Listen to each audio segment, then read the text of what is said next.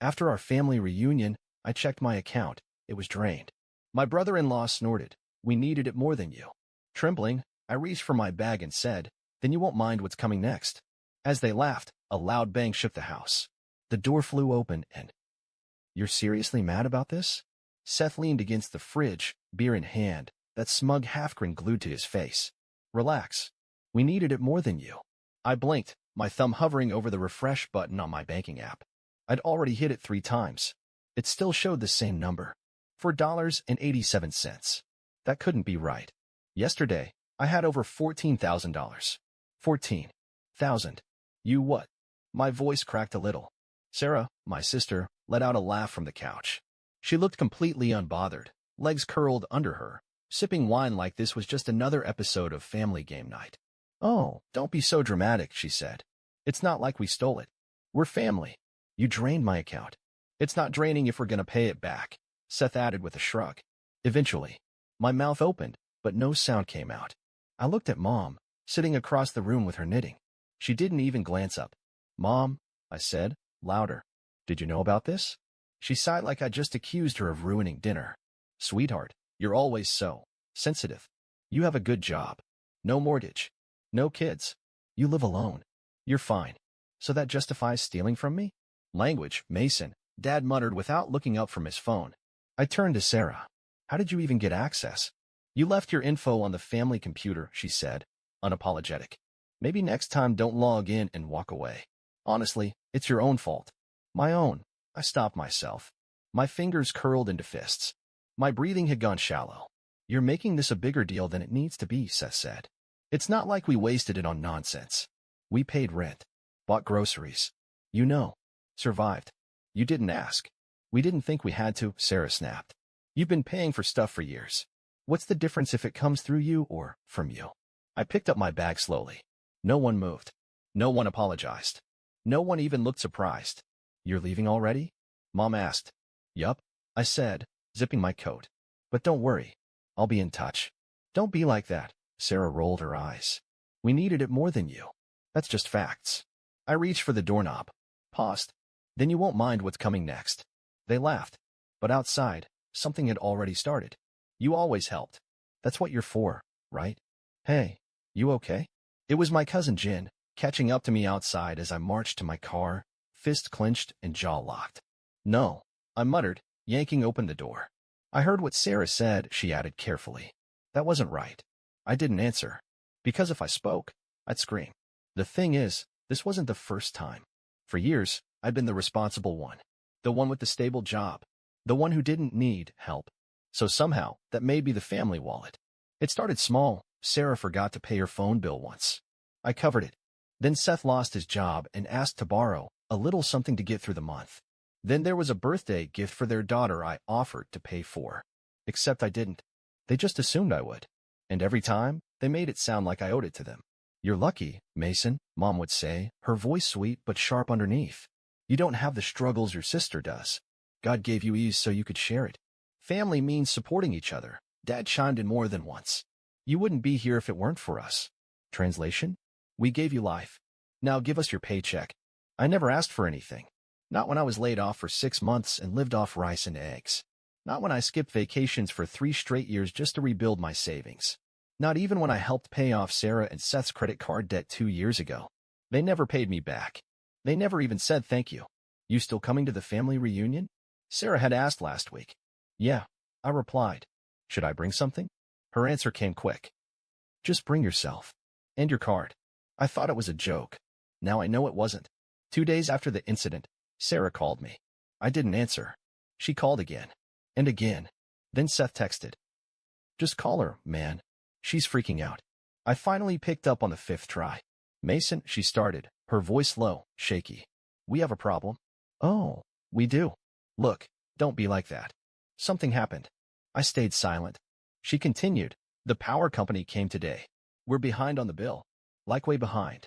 And they're threatening to shut it off if we don't pay by Monday. So? She paused.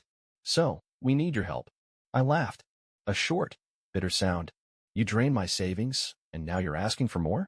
It wasn't just for us. She snapped. We used some of it to help Mom and Dad too. Dad's car broke down last month, remember? I wasn't told. Because you always say no when it's not an emergency. Sarah, I said flatly, this isn't just messed up. It's criminal. You're being dramatic. It's family. You didn't ask me. We didn't think you'd mind. You've always helped. That's what you're for, right? There it was. That's what you're for. That night, I couldn't sleep. I lay awake going over every moment from the past 5 years. The favors. The small transfers. The way Mom always said, you're the strong one. The way Sarah rolled her eyes if I hesitated for even a second. They never saw me as a brother, a son, a person, just a resource. 3 days later, Mom called. We need to talk. She didn't ask how I was. She didn't ask about my job. She didn't even ask about the missing money. We're planning a family dinner. Just us. Come over tonight. My stomach dropped. What's this really about?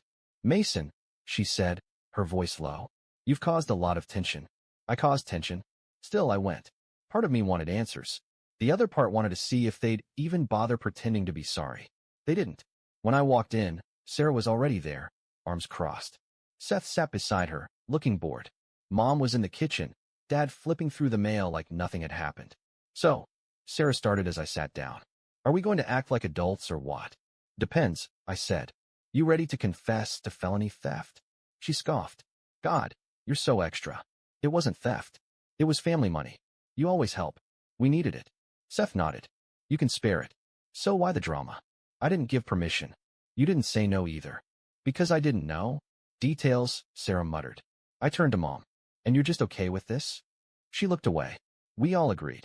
You've always been the one who could handle it. No one even thought to ask. We trusted you, Dad chimed in. Trusted you to do what's right. I stood up. And what's right? Letting you steal from me while smiling to my face.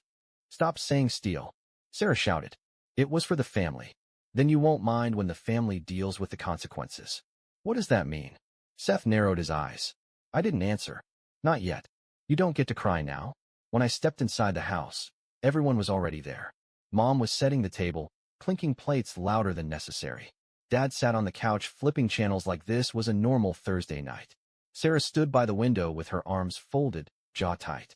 Seth lounged at the end of the table like he was about to watch a game, not face the consequences of draining someone's life savings. Well, look who showed up, Sarah said dryly. I dropped my bag near the door without a word. Let's just get this over with, I muttered. Good, Seth grinned. Maybe we can finally stop pretending you were robbed. I was robbed. I sat down. That was the cue. Mom cleared her throat. Mason, we know you're upset. But you have to understand, we were struggling. We didn't have any other options. Sarah and Seth, they were drowning. And you, Dad added. You've always been the stable one. We knew we could count on you. You didn't ask, I said, voice cold. You took. That's not family. That's theft. Sarah rolled her eyes. You're being so dramatic. We didn't spend it on crap. We used it where it mattered. No. I reached into my bag, pulled out a printed spreadsheet, and slammed it on the table. $1 for $72 on makeup, $900 on takeout, $2,300 to pay off your car loan. Seth, didn't think I'd check. Seth leaned forward, face darkening. You went through our accounts? Oh, I did more than that. I opened my laptop. The screen lit up with a neat, color-coded breakdown. Every charge, every transfer, all traceable. I compiled every transaction. I filed a fraud report. And guess what? They got back to me. Sarah's eyes widened. You didn't. I did. You called the police? She shrieked. I turned to Mom. Still think this is just family business? This is insane, Dad snapped. You want to put your own sister in jail? You put yourself there. Then came the knock. 3 hard, heavy pounds against the door. Sarah went pale. Seth stood up too fast. Mom gasped and backed away. Dad froze. Open up, a voice shouted. Financial Crimes Unit. Knock. Knock. Knock. Seth turned to me, voice low. Mason, tell me you're not serious. I opened the door. 3 agents stepped in, jackets marked with bold letters. One carried a clipboard, the second a tablet, the third surveyed the room. You Mason Carver? Yes. Thank you for your cooperation. We'll take it from here. Mom covered her mouth. Sarah dropped into a chair like her legs gave out. Seth stood there, dumbstruck. One of the agents turned toward them. You're listed as parties of interest in an open case of financial fraud and identity theft. Identity theft? Mom cried. He's our son. The agent didn't blink. Family ties don't make illegal activity legal, ma'am. We didn't steal anything. Sarah cried. We had a right. He always helped us. He always. Thinking you're entitled to someone's money doesn't make it yours, another agent said calmly. Remain seated, please. I just stood back and watched. For the first time in my life, they didn't talk over me, didn't mock me, didn't laugh. Mom turned to me, voice shaking, eyes already filling with tears. Mason, please. We didn't mean to hurt you. We were just desperate. You've always been the strong one. You're the only one we could count on. I looked her dead in the eyes. You don't get to cry now. She covered her mouth and sobbed. Sarah tried to say something, but no words came. Seth looked ready to bolt, but sat down under the agent's stare. You want to talk about what family is? I said, stepping forward. It's trust. It's respect. It's asking. Not assuming. Not stealing. Not laughing while you bleed me dry. They said nothing. I grabbed my bag from the floor and turned to the lead agent. I'll be outside. And this time, they didn't stop me. You're free now, Mason. Don't go back. I left the house in silence. No one chased me. No one called my name. For once, there was no guilt, no drama, no Sarah shrieking after me with her usual "how could you?" Just the cold night air and the sound of tires crunching behind me as the investigators escorted them out, one by one. I didn't stay to watch. That night, I drove without a destination. Past closed coffee shops and glowing gas stations, my phone buzzing nonstop in the passenger seat. I didn't answer a single call. I didn't want to hear apologies shaped like excuses. By midnight, I ended up parked outside the only place that had ever felt like a safe harbor, my grandmother's old house. She'd passed a few years ago, but I still had the key. She used to say, if they ever turn on you, Mason, you come here. The door will always open for you. And that night, it did. I slept for 11 hours straight. No texts. No guilt. No tension pressing down on my chest like it always did when I stayed near my family. When I woke up, I made coffee in a chipped mug and stood at the window, watching the sun crawl over the fence she used to garden behind. For the first time in years, I felt like I could breathe. But the silence didn't last. The first email came that afternoon, from Dad. This has gone too far. You've humiliated the entire family. What happened to loyalty? I didn't reply. Then Sarah texted. I hope you're happy. They're freezing my accounts. Seth's being investigated at work. You ruined our lives over a couple of payments. A couple? Try tens of thousands of dollars. Try 5 years of silent sacrifice. Then came Mom. A voicemail. Her voice soft, cracking. You didn't have to do it this way. We could have handled it like a family. Mason, sweetheart, please. They're threatening charges. They said we might lose the house. I replayed that line in my head. They might lose the house. And suddenly, I wasn't angry. I wasn't vindictive. I just didn't care. Because I had already lost a home. Years ago, when they decided I was worth more as a bank account than a son. 2 days passed. Then a message popped up from someone I didn't expect. Seth's brother. We weren't close. Maybe said 5 words to each other at birthdays. But his text was simple. Just so you know, Sarah's trying to shift blame on you. Says you knew and approved the money transfers. There's a lawyer involved. Watch your back. I almost laughed. Even now, even with everything crumbling, she was still trying to spin it. That night, I called my lawyer. Send everything. I said, we're not just pressing charges. I want a restraining order too. But not every message was hostile. A week later, I got a short email from Kelly, Seth's sister. I know we haven't spoken in years, but I just wanted to say you were right. About all of it. About how they treat you. About how toxic it's gotten. I used to think you were just cold. Now I think you were brave. I stared at her message for a long time. Brave. No one in my family had ever used that word on me. One morning, my phone rang again. Unknown number. I almost declined it, but something told me to pick up. Mason. The voice was small, hoarse. It's Sarah. I didn't say anything. She kept talking. Look, I know I messed up. Okay. I went too far. I didn't think it would go like this. Seth's been suspended. Mom won't stop crying. Dad won't even speak to me. And you? She hesitated. You always had the power to ruin everything. And you finally did. I didn't speak for a moment. Then I said flatly, I didn't ruin anything. I just stopped letting you walk over me. Silence. Then, can you just stop it now? Drop the charges. Please. I'll do anything. Just make it stop. I almost felt something. Almost. But then I remembered what she'd said the night of the reunion. We needed it more than you. I smiled bitterly. No, I said. You made this mess. You live in it. And I hung up. That night, I cooked myself dinner in peace. Played my favorite album from college. Sat on the porch with a mug of coffee and watched the world go by. And for the first time since I was a teenager, no one asked me for money. No one guilt-tripped me. No one made me feel like I was only valuable if I was giving something. I wasn't their wallet anymore. I was just me. And that was enough. I'm not your bank. I'm not your backup plan. I'm done. It's strange how quiet peace is. No one tells you that. You imagine it'll feel like fireworks or loud music or some grand celebration. But for me, peace sounded like no one asking me for money. No one calling me selfish. No one sending long texts with "since you're the only one doing well." Just silence. Glorious, uninterrupted silence. 3 months have passed since the night I blew everything up. 3 months since the investigation started. Since my family stared at me in shock as agents walked through their front door and reality finally punched through years of delusion. They say you can't choose your family. Maybe that's true. But you can choose how much of yourself you're willing to lose trying to keep them happy. And I was done losing. The fallout came fast. Sarah and Seth tried damage control first. A lawyer emailed my attorney offering to privately resolve the situation.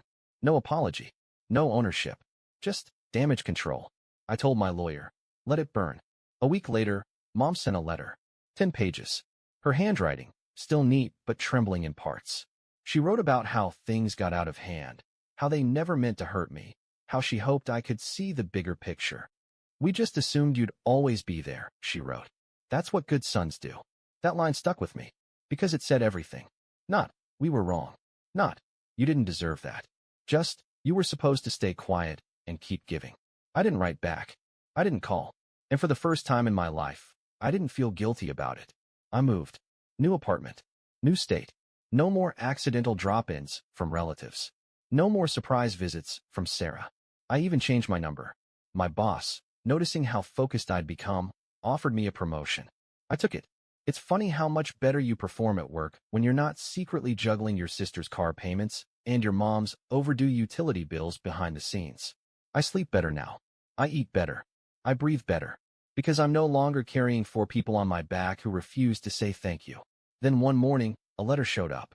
No return address. Inside, a check for $1,200. And a handwritten note. I left him. "You were right. I was scared. But watching what you did, it gave me the courage to walk away too. This is for everything you paid for Ellie. For the tablet, the rent, the clothes. I know Seth never thanked you, but I am. Thank you for being the example I needed." Kelly. I read it twice. Then I cried. Not out of sadness. Not out of pain. But because for the first time, someone in that family saw me not as a wallet, not as a scapegoat, but as a person. People ask me sometimes, "Do you regret it?" And the answer is simple. No. I regret waiting so long. I regret every sleepless night, every canceled vacation, every tight budget I lived under while they dined out, shopped, and posted about grateful family vibes on Instagram. I regret the way I made myself small so they could feel big. I regret all the times I stayed silent when I should have said, "You're crossing a line." But do I regret standing up? Burning it down? Never. My therapist once asked me, "Why did it take you so long to say no?" And I said, "Because I thought that saying no meant I didn't love them." She nodded and said, "Saying no is how you teach people to love you back." I've never forgotten that. A few days ago, I ran into someone from high school. She said, "Hey, I saw what happened with your family. That's wild." I expected judgment or pity, but instead, she smiled and added, "Good for you. Most people never get out." I thanked her. Then I walked away feeling a little taller. Sarah and Seth are still under investigation. Last I heard, Seth's lost his job. Sarah's bank account was frozen. Mom's trying to refinance the house, and Dad's apparently blaming outside influence for tearing the family apart. They still don't get it. I didn't tear anything apart. I just stopped pretending the pieces were still whole. Sometimes I get flashbacks. That night. The table. Sarah laughing as I checked my account. Seth grinning like it was a joke. Mom brushing it off. "You don't need that money," she said. And now? Now they know the truth. That money wasn't just money. It was my life. My time. My health. My boundaries. And they crossed them for years like it meant nothing. Now they pay the price. I don't celebrate their downfall. But I celebrate myself. For surviving it. For walking away. For not going back, even when the silence felt lonely. Even when the guilt whispered in my ear like it used to. Because that silence? It's freedom. So if you're reading this and you've been the strong one, the responsible one, the good son or good daughter who's expected to pay and never say a word, let me tell you what I wish someone told me. You don't have to set yourself on fire to keep others warm. You're allowed to stop. You're allowed to walk away. And when you do, you don't lose a family. You find yourself.